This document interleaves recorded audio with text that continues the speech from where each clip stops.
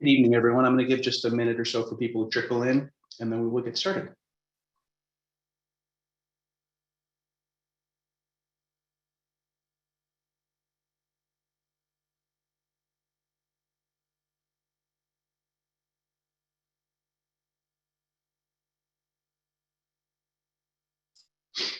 As people are coming in, you should be able to see that there's closed captioning available. You can also click out of that.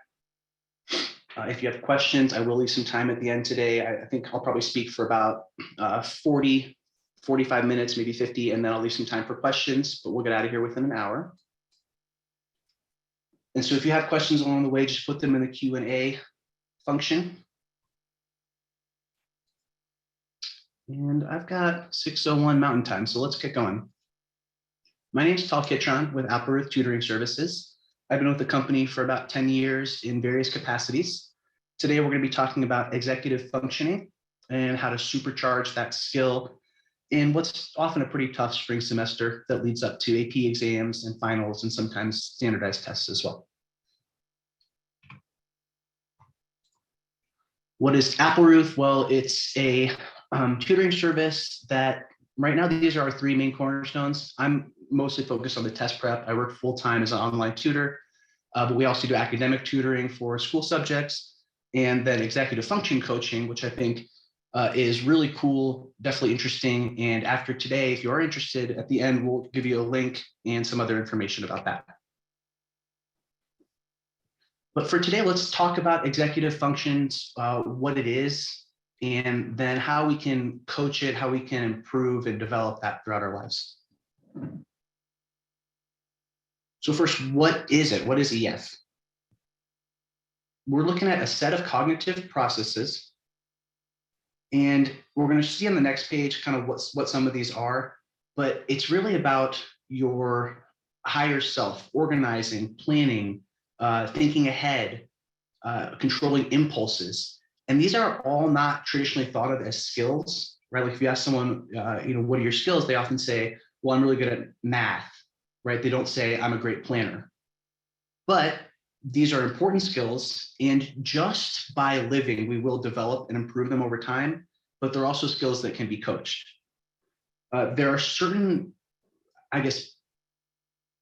points in life that executive function coaching can be really helpful. We'll talk about that more later, but like the transition between middle school and high school is a big one. Junior year and applying to colleges is a big one. And sometimes a transition from high school to college, we have a lot of coaches who work with those students as well.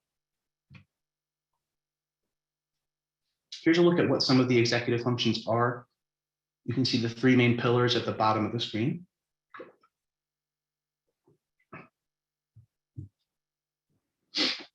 And this is on a spectrum, right? So someone who is particularly strong at planning may not be the best at self-regulation, or vice versa. And so there's not generally a hierarchy. I will say that students with learning differences, particularly ADHD, by definition, have lacking executive function skills. So oftentimes they will benefit more or need more from more coaching for EF. But you may be, like I said, really strong in planning, but then your time management when it comes to it isn't great, right? And maybe because of that, that's how we've developed our planning, because we know we're not great at managing our time when the time comes. But thinking about how you think, regulating yourself, monitoring your impulses, these are all skills that we're going to kind of look at today. Some of the most important or foundational skills, we've got, like I said, impulse control, right? So fighting urges and just kind of thinking through what we're going to say or do. Working memory, which is how much we can keep in our brain at one time. So for SAT and ACT testing, which I tutor, there's a lot of work on that. Like, what are some strategies to keep just this amount in our brain and not overload it? Managing emotions is a big one, right? That self-regulation. And then there's also, it's not just task initiation, but also the persistence and ability to close the task. Each part of that is a different set of executive function skills. Some of the more advanced skills are some we've touched on: planning, prioritizing, being organized and structured. And then the bigger ones, I think, are time management, setting a goal, persisting towards it. And then the most important in my mind is metacognition, which is thinking about the way you think. If you can really become great at metacognition and develop that skill, then you can almost, it changes your ability to access the other skills. You can, instantly become better at planning time management because you're just thinking about, why did I go wrong, right? So a lot of work in tutoring, but also in EF coaching, is thinking about that kind of thing, right? Helping the student think about, where did I go wrong? Asking questions, right? And then when we think about the way we think and where we were at that moment, that can really help similar situations down the road. These are not just academic skills. They'll help in school, they'll help in life. When you can think about it, if you're a better planner and you're a better time manager, then you're going to be more effective and just better at daily life. This carries over into work, hobbies, and really just activities with friends, most everything. EF coaching is for kids, but it's also for adults. Like I said, you could do it at various points. Our brains are developing, into the 20s and 30s, including these EF skills. So highly transferable, not just for academics. And here you can just see kind of another setup. Most of the things that we've already addressed, metacognition and time management and planning, but they're all interconnected, and you can build one skill without building another, but oftentimes building one skill really helps reinforce this full circle.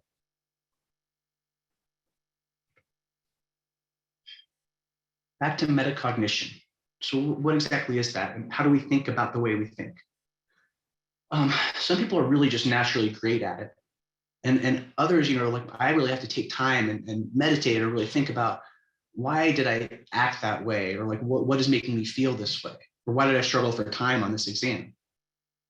It's a really good way to understand how well you comprehend your own thinking. Some people who are not able to diagnose why they're going slowly or why they're losing focus, that's in itself a kind of a problem that a coach could help with, right? How do we first address what we need?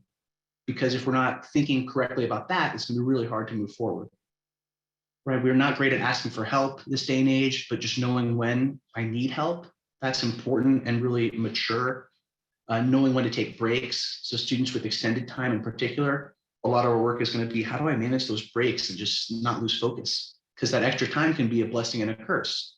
If you have ADHD and all of a sudden you have to be in the test center for 5 hours, not 3.5, then that can really cost you time, or cost you, I guess, points at the end. So it's about, how do we preserve our mental stamina and just kind of think about what strategies will help. Is it just doing neck rolls? Is it closing my eyes? Is it taking some breaths? If you're allowed to take a restroom break, can you do that? Sip of water, right? And so little things that are really unique to each person. A lot of this just comes back to self-awareness, the ability to reflect upon how you're performing, your behaviors, and how they're tied to outcomes. That's metacognition, right? Understanding your strengths, your weaknesses, your vulnerabilities, and your challenges. This is a great quote from Judy Bass: "Students who know what they are good at are much better off than those who only know everything they are bad at." And positive self-talk is important, positive visualization, but I think this really rings true. I hear a lot of students who come in saying, I'm bad at math, or, I'm bad at blah, blah. But really what that means is, I don't like this subject as much as this subject. So you really like the verbal, that's where you shine. Let's see how we can make you think that way on the math, or vice versa. How do we make the verbal section mathematical and logical for students who are more STEM oriented? But it's not good just to focus on the negative, never good. So one thing a coach could do is teach students, a teacher can do this too, a tutor, a parent, a guardian, a mentor, a peer, just how to look back so that you can move forward more effectively. This is all we do on SAT, ACT. I don't care about this question. I care about, if we see this type of question down the road, how do we know what to do, what strategy to use, and kind of where might we get lost? So thinking about a problem and thinking, okay, so this one I got right. How did that work for me? This one I got wrong. What didn't work? And then what can I learn from this? Let's talk about it. So I do a lot of just asking questions, right? Let's dig into that a bit. Let's explore this. Make it a creative and thoughtful endeavor, right? Definitely not a negative or criticism. This is just, let's really get to the bottom of this and think about how we can improve it. I mean, that's teaching overall, right? Is you want to be curious. I think a lot of students really look, especially at big negative events, so setbacks, and kind of see those more than the positives. So it's important to think about that as, okay, so you had a bad testing experience. Is there anything that you feel like surprised you? Like, why was the test center maybe a little bit noisy, or just thinking about it, asking questions? What do you think went wrong? How was your sleep the night before? And maybe none of that's related, but it will kind of lead to a path of the student kind of thinking of, oh yeah, well, this is one thing that I do remember, that like my calculator was not charged, or something like that. It's important to understand that mistakes are good, right? I say this all the time. This is a safe place to make mistakes in our session time, because we're going to learn much more from things we miss than things we get right. So failure will happen, and that's good. We learn from our mistakes. And just acknowledging that even as a coach or a teacher, in trying to help someone succeed, some things won't work. Straight up, they just will not work, and then that's okay, right? That's part of the endeavor, and that's part of the exploration, and you can learn from that, and it can help hone future, I guess, efforts. Kathleen Friese has this chunk, chew, and check method, which again, I think all good teachers should do. What I notice is, as a tutor, if I talk about something for the same thing for 10, 15, 20 minutes, it's going to be too long. We have to keep kind of switching, whether it's from topic to topic or even from math to verbal and back. If you just try to pack so much in, like a history class, I'm sure we've all been there, or for me, like taking the bar exam. If you try to like do it without checking it and without actually practicing, then you're not going to learn optimally. In other words, it will enter your brain, but then some of it will exit. The reality is, for every 10 minutes you're teaching something new, the brain needs 1 or 2 minutes to chew on that. So chunks and chews, a lot of teachers don't do the chew time, especially math teachers. Hey, we know this, now you know it. Now let's try, like, really what you should do is try 3 or 4 problems that are similar, test the same concept, but slightly different, and then see if there's anything that's going wrong or what we can fix. That's tough in a group class, right? That's why tutoring is effective. But sometimes, especially this time of year when juniors are in pre-calc, I'm hearing a lot of students saying that they're starting to fall behind, right? So it's probably the teacher's just delivering content and maybe really great at math, but they're not able to give that time for students to chew on it and check it until the test, and then it's too late oftentimes. Big name in academics, John Dewey. So we don't learn from the experience itself, but from reflecting on it. And we aren't able always to see immediately or reflect on it properly. Sometimes it can take days and weeks and months, right? We should always be reflecting.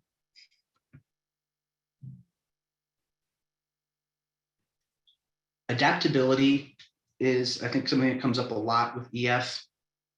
One reason I enjoy Appleruth is, as a tutoring company, we have books, we have materials, but there's flexibility. I don't have to go teach it one way to everyone. And that's important, right? Just like students, teachers need to be adaptable and flexible, and just be able to change your strategy or style based on the conditions. What works in a group setting isn't going to work individually. And what works for one student might not work for another, right? So it's the same for adults and for students. Just like we said, failure is good. We need to make mistakes. That will help develop some frustration tolerance, right? Help you not be afraid of failure, which I have a lot of students who I think are just afraid of being wrong, afraid of making a mistake. But that's important to just kind of cultivate that tolerance. Frustration's okay. We can take some risks, and it's okay if we don't succeed, right? Set high goals, and we'll achieve what we can. A lot of times, low executive functioning students are incorrectly diagnosed as unmotivated. So a teacher can see them as just, they don't try, they don't care. And even as a school teacher, I remember seeing that when I taught in the Fulton County system in Atlanta, that I thought people who weren't doing as well, maybe didn't care, weren't giving effort. But a lot of times what it was is they were just a little bit lost. And, if I went and asked them a question and gave them a couple of prompts of what is there anywhere I could help, or where are we actually struggling, even just that a lot of times would give motivation, right? Just a little bit of encouragement, some successes, and then you'll see that motivation. Maybe not just return, but sometimes just come for the first time. Because if someone is not feeling like they're good at it, then it's easy to shut down, right? That fear of failure can manifest as a lack of motivation, even if that's not what it really is. As we start to talk a little bit more about the coaching, we just, again, like, failures are okay. Shame is such a present emotion for a lot of people, I think, in society, but especially like high school students, just a lot. Students who are having academic struggles have these feelings that they're less than. Even if it's not true, they might think, man, well, I'm dumb compared to my friends, or I'm not Ivy League material, or whatever. They internalize these negative messages. That critical self-talk is important to address and sometimes hard to help adjust. But letting them know, like, yeah, maybe your skills are a little bit behind, but that's not unfixable, and that doesn't define you, right? Test scores don't define us, grades don't define us. You're not flawed because you're struggling right now. A challenge is just a problem that we can try to solve. It's not like math is not going well. It's what's not going well, and what can we do together to move past it, right? It's not just a deficit, it's a challenge. We talked about ADHD a little bit, but just sensory issues overall. Overstimulation, understimulation can impair executive functions. Certain students have different needs, but you can see here just some of the different things that we need to keep in mind, right? All the senses, but then also proprioception, which is like touching, and really like doing things with your hands, right? So like just having something that you're moving around. Some people need that to stay focused, right? And to let off a little bit of energy almost subconsciously. Others are really going to struggle if it's loud or lots of distracting, there's lots of windows and things outside, right? So just all these things can affect EF. All right, so now I want to talk about 5 keys to EF coaching. And yes, exactly like a fidget spinner, referring back to this. Someone asked, back here. Like a fidget spinner, yeah, proprioception, that's exactly that, right? Some students really do well with it, even if the teacher doesn't love it. Some students just need that, and that's okay, right? Just have a little something, right? Just a little ball or a stress ball or whatever. Big key to, I think, teaching, tutoring, and coaching is putting the relationship first. It's a lot easier when you're one-on-one, which I think most EF coaching is going to be. Take a look here at Dr. Salene's 5 C's for EF students. One of them is kind of a stretch, but self-control, compassion, collaboration, consistency, and celebration. We've kind of touched on all these things, but I think that true empathy, a student's going to feel that. If you've got a coach who's coaching hundreds of students and doesn't have the time to put into one, the student's going to feel that, right? So you want to have a consistent meeting time. Usually what I would say is, let's start with 2 30-minute sessions a week. And then really rapidly, you want to switch that to 1 30-minute session a week. And then maybe space it out more as you're giving the student more ownership over their skills, right? So maybe at first we're struggling with planning. So we need to just take more time in the first week, right? Clean up your area, let's figure out how to make this better. And then we're shifting that responsibility and ownership to the student as we coach. But it's a collaborative effort, right? We celebrate the wins, and that just student-coach relationship has to be center stage.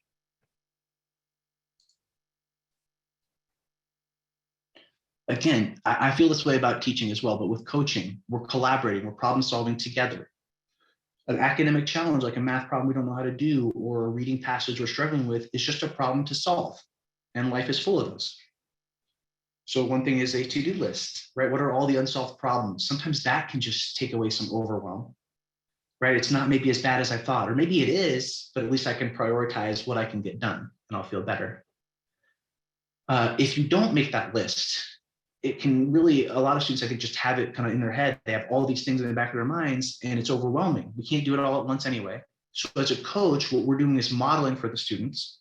This is how you solve problems. This is how you prioritize. And you want to be proactive. If we know these things are coming up, then like we know, for example, this teacher has office hours on Wednesday and there's a test on Friday, you better start studying before Wednesday. If you study on Thursday and realize, oh, crud, I should have gone to their office, now it's too late, right? So that's a minor example, but all this coaching has just got to be a team effort.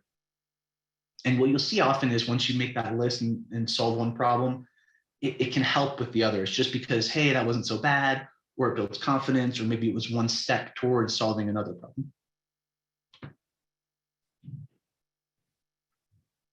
What we're doing is we're building skills. You, again, want to kind of give the student ownership and agency. So have you got any ideas? What do you think? How should we start this? Right, that implies, I think, well, implicitly it says, I trust you. And it also just says, I'm not going to do it for you, right? This is like, oh, the student tells me I'm very much struggling with my time management studying. So, I'm not going to say, well, you must sleep this many hours and you must take this many notes, right? That won't work. It has to be the person doing it for themselves. And we're just kind of helping them along and guiding. How to identify problems, how to generate solutions, right? We won't always have the solution, but that's not the point, right? The point is how to think about solving problems. And again, back to metacognition. So with planning, you have to think about how they do what they do. So breaking it down to impossible measures of just the fundamentals when it comes to questions. So when you're thinking just about any task, what was your goal? How or where did you start? And that could be as ticky-tack as where were you sitting? What materials did you have to write with? When is, like, how far are you out from the test? But all these things are important, right? And you really want to explore them deeply because you want to, of course, look at what worked, but then also what didn't, right? Not only just what strategies, but how did it help? Will you do it again? What won't you do again? What might help next time, right? So it's all about the future, developing long-term competency. That being said, it has to be done incrementally, right? It's not going to be in one day. It can go pretty fast. A lot of people really, when they get coaching, they realize, oh man, I can actually learn these skills and improve. But it is important when you start, especially, that every little improvement is a win, right? A lot of times students don't see that and won't address it, but every little thing like that, oh, you couldn't solve this problem last week and now you are, right? SOHCAHTOA was confusing and now you know what it stands for, right? That's progress, right? Even a little thing, right? Just like, hey, you were late to the first 2 sessions and this time you were early, right? And if I reinforce that positively, you could bet it's probably going to happen again, right? This is what you did and this is how it helped you succeed. You're not, like, as a tutor or a coach, you're not a guru. You're not like the master who wants to get the wins. You want to give the wins to the student and sharing in them only in the sense that it's a collaborative effort, right? As a team, this was a good win for us, but really credit to you, credit to the student. Speaking of which, second big key to EF coaching is shifting ownership to the student. First meeting is always really crucial, I think, about getting buy-in. Different things will be motivating to different students, right? Again, back to ACT, SAT. One student might really just be a high scorer and want to finish it junior year, fall semester, because they're so busy, they need to move on to things. But another student might be starting junior year, but have like a year planned out for several tests, right, and different score goals. Beyond that, right, people have different motivational profiles. So you got to think about what actually drives you, what's going to make you succeed. Is it just pleasing dad? Is it Keeping up with your brothers or sisters or friends? Are you competitive? Because some people really are. And others aren't like that at all. It's just, no, I just want to gain understanding, truth and knowledge, and figure out like why. A lot of students are just like, I'm struggling compared to some people, and I want to figure out why.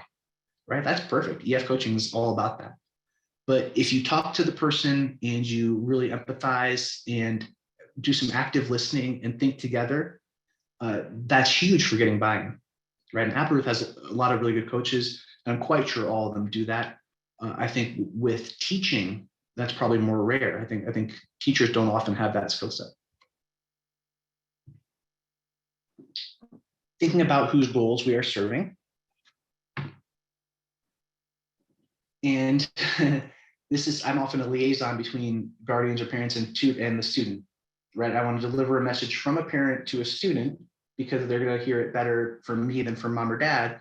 But then also want to make sure that if I get the sense that, hey, the parents are pushing too hard or something they're doing isn't working, if I feel comfortable enough with that family relationship, I can relay that also from the student to the parent. That's more rare. But the point is that the goals might not be aligned, and sometimes pressure comes into play. Sometimes there's projection. I've seen all types of parents, and some are like that, some are not. What it comes down to, though, is just like the coaching, if it's not student driven or at least embraced, it's often not successful.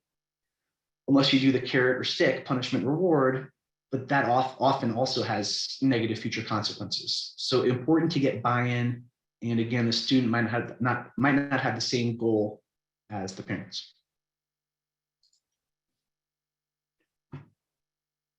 This is one that was important, I think, for me in my 20s to learn, of just not jumping to fixing or solving. But in life and in academics, it doesn't have to be, here's the problem, we have to fix it. It's more, let's talk generally about why we're here, right? The first session, is all going to be about building that rapport and trust. It's asking questions. I'm not going to just be the sensei who's saying you must do this, right? It's fact finding. Active listening, which is just repeating what someone says back to you. People love that, right? If you say, yeah, Jeremy's he's pretty good at math, but this past year he's really been struggling just because we don't have the teacher.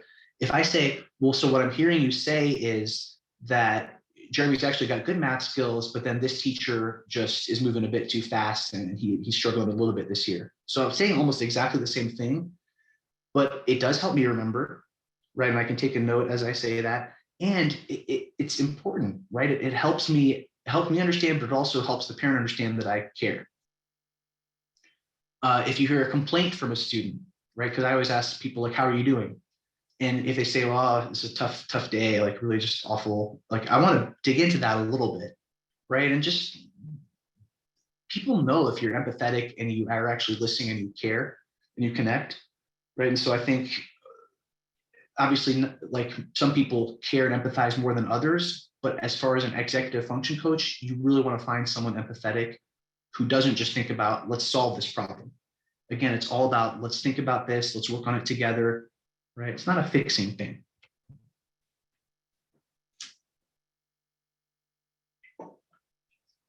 I talked about pushing towards or tolerating frustration a little bit.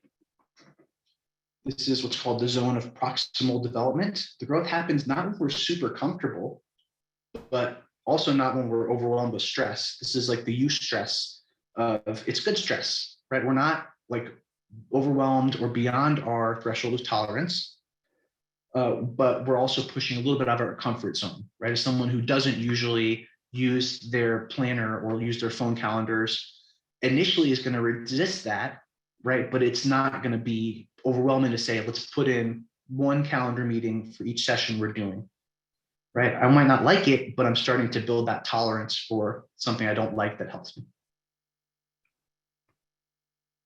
Like vegetables. I like vegetables. Students have to own setbacks or breakdowns. So again, shifting ownership. Where did things go wrong? That question is important and it's not easily addressed usually. Identify the problem and its root and how to do things differently, right? But also again, saying it's achievable.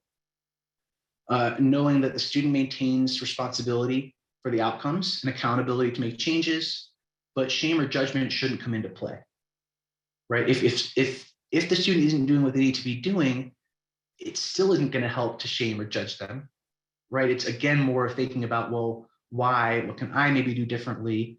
And then think about what's going to motivate this person. But shame or judgment isn't going to be the motivator. Third key, understanding the complexity of a quote unquote simple task.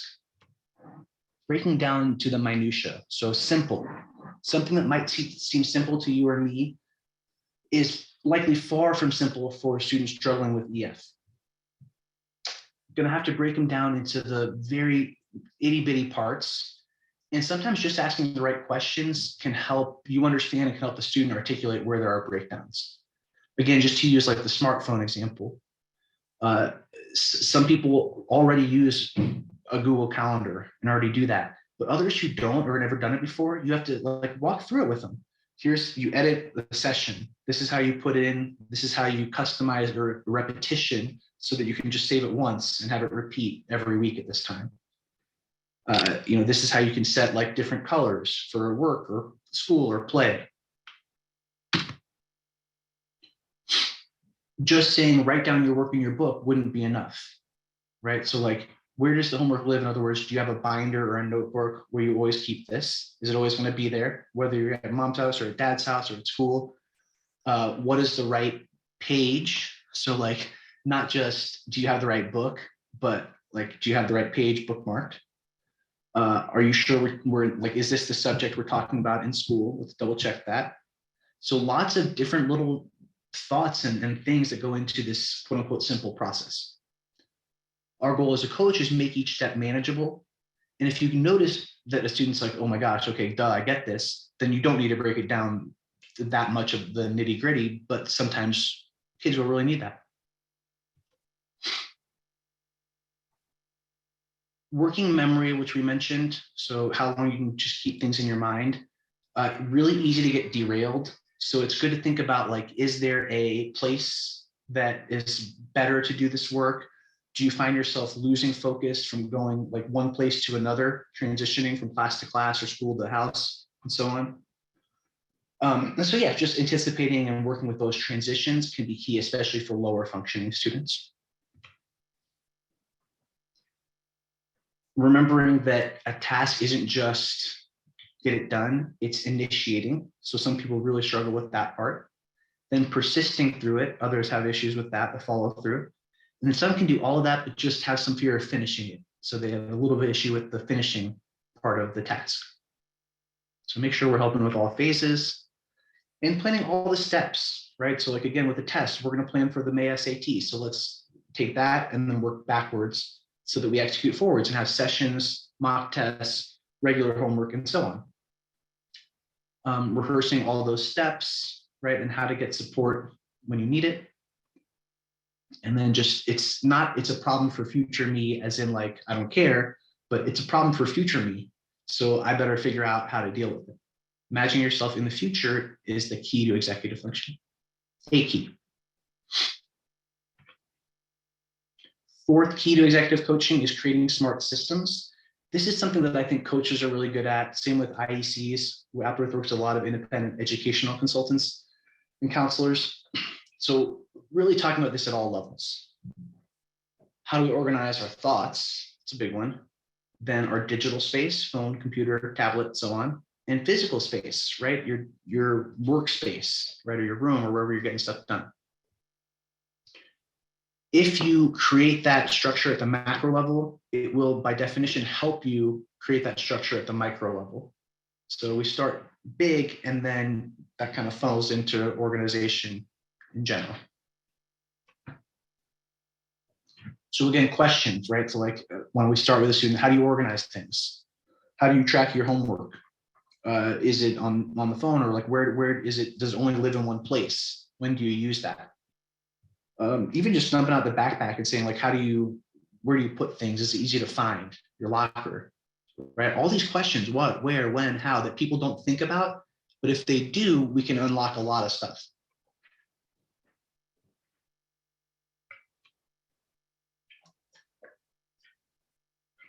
Want to build good habits. And a lot of that's just understanding what are the habits that are getting in my way, right? I may not even realize that just having the phone nearby is hurting studying or homework. And coming from mom or dad, that's not going to resonate. But maybe with coaching, you saying, well, so what do you think? Where do you feel pulled? And maybe the person says, well, Snapchat or sports scores. And we have to kind of realize together that's distracting me. It's not helping, it's hurting. Right? So how do I adjust it?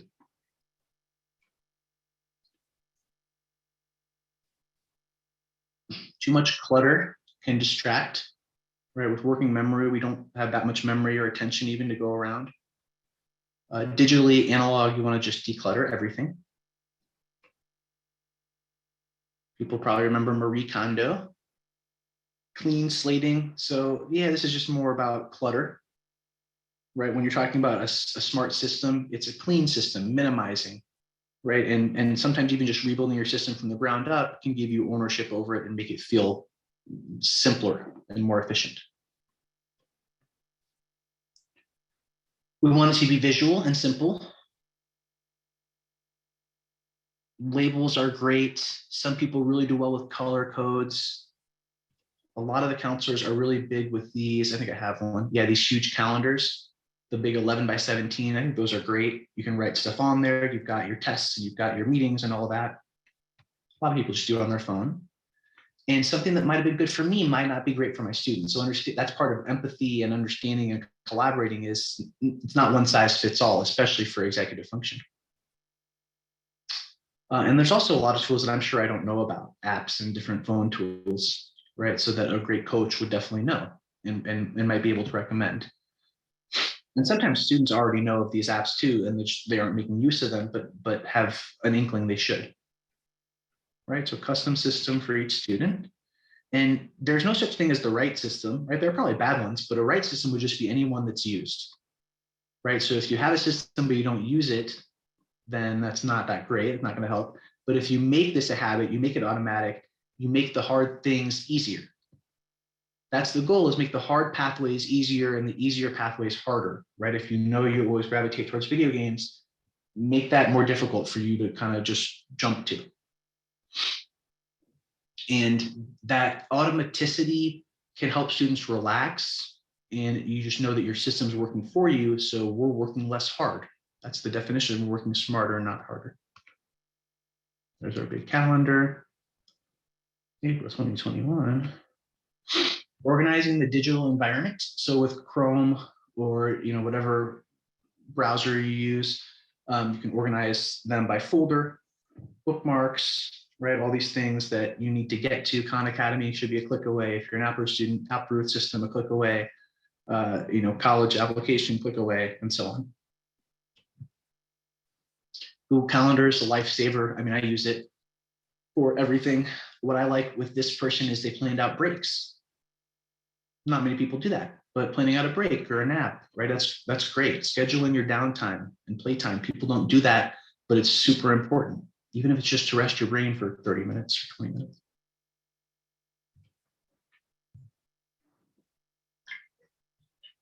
So this would be probably taken from a college student who is getting executive function coaching because maybe this is their first final exam season on their own and they're having trouble being structured and motivated. But like if you see here on Tuesday, for example, there's a math exam from 9 to 11, but an English exam the next day and a Spanish exam after that. But look, after that math exam, we probably pulled an all-nighter or stayed up late, right? Studied until pretty late. And so let's take a nap or get some coffee right after that, right? And then we'll study for Spanish, then we'll study for English, right? Lift an hour in there for food. So I do think that that's something people don't do enough of, but can be really helpful. Where to start? I mean, this might be a good place, right? This person has a lot of interesting stuff in their backpack, but dump it out, eliminate redundancies, or, so yeah, if you have 2 little bottles of hand sanitizer, right? Or a broken pen or just things you don't need, just declutter. And all of this is about making it easier to make the right choice. So not having distractions, right? If you have this more disciplined environment, then you have to work less hard. You rely less upon your willpower. And then study environment. Some people can do great with listening to music and working. Others cannot at all. Some people want to chew gum. You can see here the X over the phone. That's generally the biggest distractor. A regular study area can be really good. It doesn't always have to be the same place, but I think having maybe a couple options, but having one good work area is obviously going to be an important thing. And then tools help you focus. So is that like an app that limits screen time? Or is it even, for me, I just disable JavaScript on my phone when I know I'm using the internet too much, and then everything's pretty much broken, right? It's a pretty old school way to do it, but it works. And I'm less motivated to go just look at news or look at something that's not actually feeding my soul. That desktop definitely gives me anxiety, right? And I often will have a student share their screen. I see like 5,636 unread emails, which is terrifying. But for some people, that doesn't actually really have that much of a negative effect. Others, though, really do need that decluttering, right? Just so like, what can you let go of? What are things that can be deleted? Can we put some of this in a folder, right? Are we getting like push notifications for apps that we don't need to be getting? I don't get email notifications on my phone anymore because it was something that it was hard to turn off. In my mind, that is, it was very easy to turn it off on the phone. We talked about self-control, impulse control. So inhibiting distractions can be difficult. I mean, a lot of students work with have ADHD. And so by definition, we have loss of focus. But understanding, like asking questions, what are you doing? When you're wasting time, is it always this video game? Is it always texting? Is it always that phone? How do we change it? You may not want to, it's not going to be the most fun, right? It's more fun to play this game than it is to work, but maybe there's other ways we can let out our energy when we're working. So like take 5 minutes off, but get a snack, doodle a little bit, come back, choose which distractions you're going to get into. Or if you do have to go and play a video game, right, or be on your phone for a little bit, time it and just make sure that you're actually cutting that off at a certain time and don't get lost in that. Because 15 minutes can become 20, can become 30 really fast. So again, make what's easy hard and what's hard easy. And it might be just as simple as putting a gaming system away for a while, like the hardest time of year. Clocks, watches, timers. I mean, the stopwatch lap function on a smartphone is a great tool for self-practice and also helping just understand how much time I'm spending on something. It helps develop boundaries with time. So knowing when it is time to put something down or just go to sleep or just come back to it later because we're hitting a wall. This division of work and play, I think is good. I mean, most of my students, I don't think play that much. They are working, and then sleep when they can. But it's important, like you saw that calendar, scheduling time for a break or coffee. It's also just important to not let them blend because you're going to be better if you're solely focused on one thing. So that means if you're working, just work. But if you're meditating, just meditate. And if you're going for a bike ride, just do that, right? Or if you're going for a walk with the dog, just do that, right? So it's about just kind of enhancing each experience by not watering it down with something else. The last P to EF coaching is the self-regulation portion, along with self-care and just monitoring oneself. I'm big on exercise. Some students need to do it before a test day because they wake up and they know that they need that morning run. Others, I think, would do well with they need a break in the middle of the day and just go for a walk, right? But it really is an important thing for most people. Get some endorphins going, increases blood flow, rest your mind. It is meditative, honestly, for most people. And just taking that break between work, that's the chunk, chew, check. It actually helps your working memory if you take a break rather than just go. Sleep is a big one. And a lot of my students laugh at me when I say get a good night's sleep because they just can't. And I mean, they're drinking coffee and they're sleeping 4 hours a night. But I swear that the biggest correlation with test day performance is definitely the night's sleep the 2 days before. It improves your memory retention, your ability to focus, your reaction time. So sleep's just, it's huge. I mean, in law school, I remember I would be up at 12 or 1 or 2 a.m. studying and realizing I'm just tired. I'm not getting anything out of this. Even if I just slept for like 3 or 4 hours and woke up at 6, not ideal, but that was better for me than trying to stay up all night and go take a test. Right? And I think most people would probably be the same way. But regular sleep schedule, you can't just say the night before a test, I'm going to go to sleep at 8 p.m. It doesn't work like that. You want to build those circadian rhythms as best you can. And maybe, maybe 10 hours is ridiculous. Maybe 8 hours is unattainable, but maybe a consistent 6 is doable. And that's more than what you're getting. We talked about breaks. Active ones are best, but breaks to rest your eyes, but also to rest your brain and to stretch your legs, right? Just let those glucose stores replenish. Make sure no matter what you're doing, you take short breaks. Just don't dive into something you know is going to distract you for an hour. And then if that does happen, it's okay, right? Healthy self-talk, right? It can make you feel really bad if you're talking to yourself like, oh, I screwed up again. I went on my phone and I knew I shouldn't have done it. I did it for like an hour and a half and now I'm screwed. That doesn't have to be that way, right? It's okay, well, you're right, that clearly it didn't work out the best. And now, like, how are we feeling? Not great. But I'm not going to shame or judge you for that this time. This is what we're working on. So then, is that really helping you the way you're feeling right now? Or what do you think might actually help? Right? Can we cultivate this good inner coach? I'm not the guru. I'm helping you cultivate your own higher self. Right? So this is really, a lot of it is quite like therapy. Help these students be kind to themselves, help everyone not beat themselves up after a mistake. And again, like we said, every little win, gotta celebrate. As we wrap up here, know when to look for help. Study groups, reaching out to teachers like that.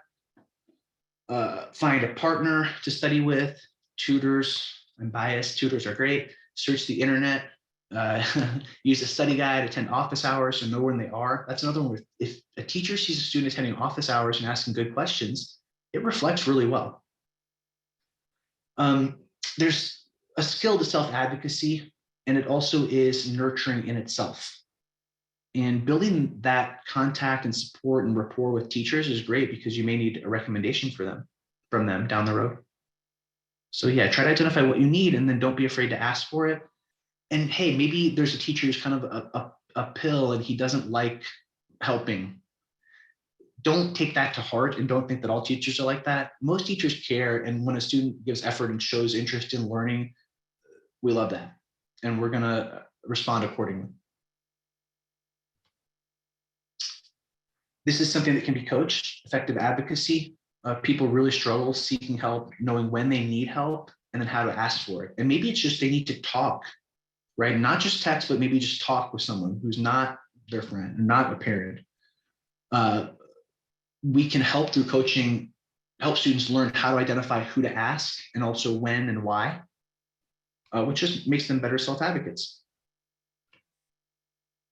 So high-level takeaways: keep the relationship between the coach and the student primary. That's the most important thing, right? Got to have that bond and they know that you care. Shift ownership to the student. So I care, but I'm not going to do it all for you, right? This is a collaborative effort. This is a team.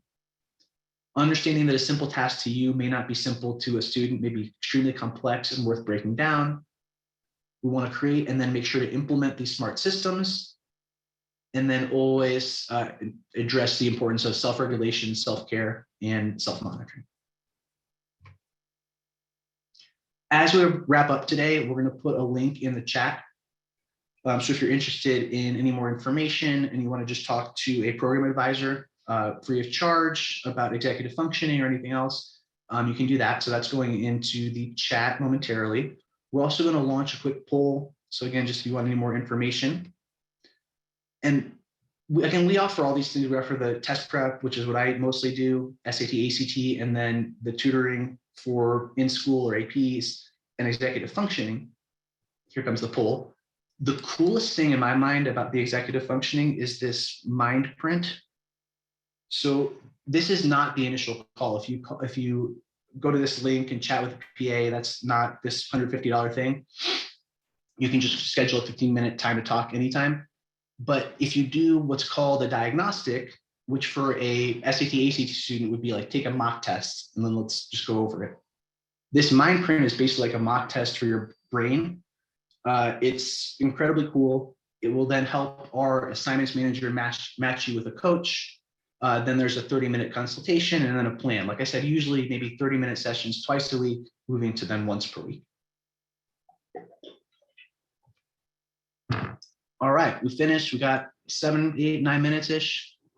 I see some questions in here, so please feel free to shoot them my way and I'll answer as best I can. All right, so the first question I have is, how long does a coaching session typically take? I think 30 minutes. That's what like Jed, who's the founder of Appleruth, I know does. And it really will vary. So like some students may know I'm really struggling. I'm gonna need 10 hours and space it out.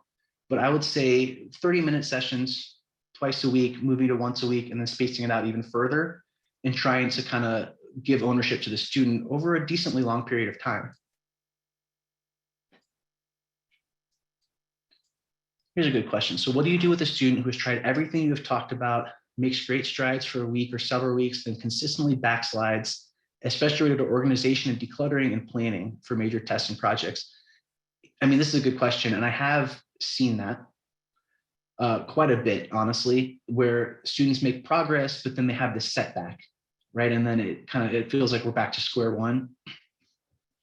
A couple of things. I mean, one is I think a coach would help, where your son or daughter or whoever knows that I'm going to meet with this person and be held accountable every week. And until I'm that way, it's going to be every week or twice a week. And then once I get better, I only have to do it every 2 weeks. So, I mean, that's kind of what I would try to sell, is it's better for you. And it's sometimes can't come from mom or dad at this age. It really is just like, sometimes it falls on deaf ears, as many of you know. And so sometimes it has to come from a tutor or a coach or a mentor. And it would just be what I would say, I guess, to that is, to help develop consistency, you need that accountability and you need to have those consistent meetings.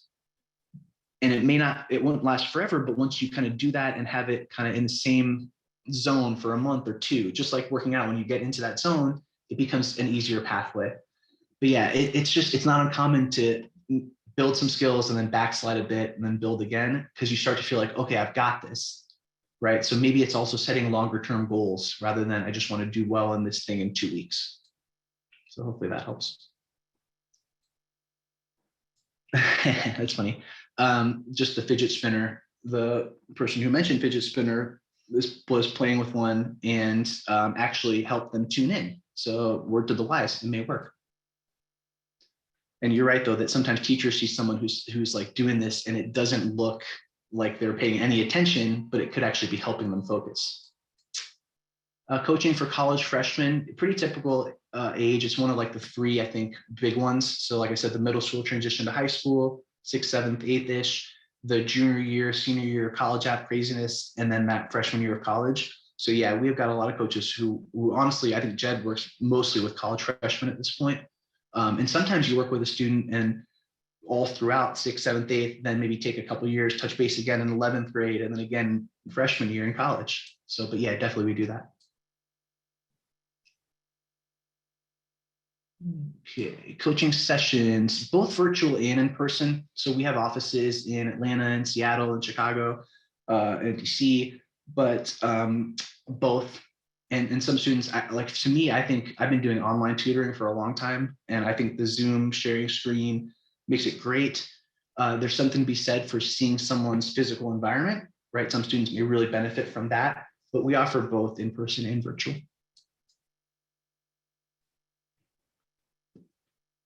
A couple more minutes to see if any more questions pop up.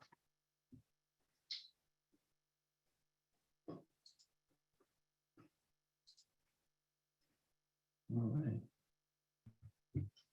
Thank you all so much for joining. Hope it was helpful. And please feel free to reach out to Appleruth for any more information. Actually, I've got one more.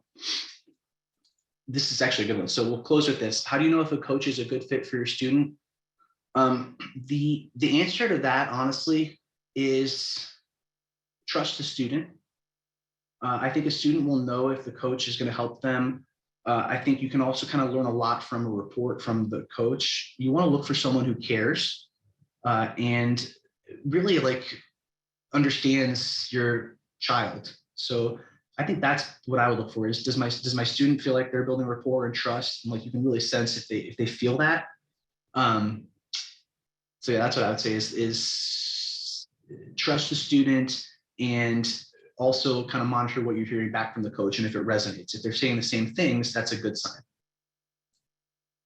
The check in the chunk, chew, and check section is like literally testing something. So you learn something, then you chew on it a bit, like maybe you do like a practice problem or two, and then to check it, it'd be, all right, let me make sure I can actually do this question. All right, hope everyone has a great night, and I really appreciate y'all joining. Thanks so much.